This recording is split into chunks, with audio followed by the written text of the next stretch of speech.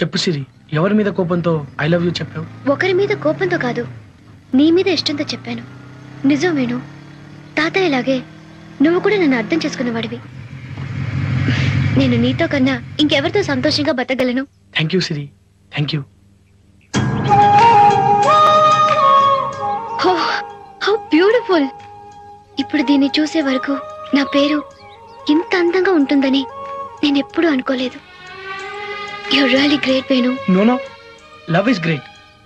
నిన్ను చూసే వరకు ఎప్పుడూ బద్ధకంగా నిద్రపోవడమే తప్ప నాకు వేరే ఆలోచన ఉండేది కాదు సిరి. అవును సిరి, నువ్వు కనిపించావు అంతే. మెలకులోనే కలలు కనేవాడిని.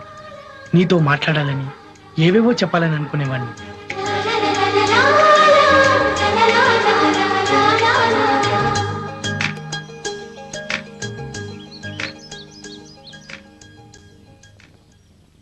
నీ గురించి నేనెన్ని ఊహించుకున్నాను నాకంటే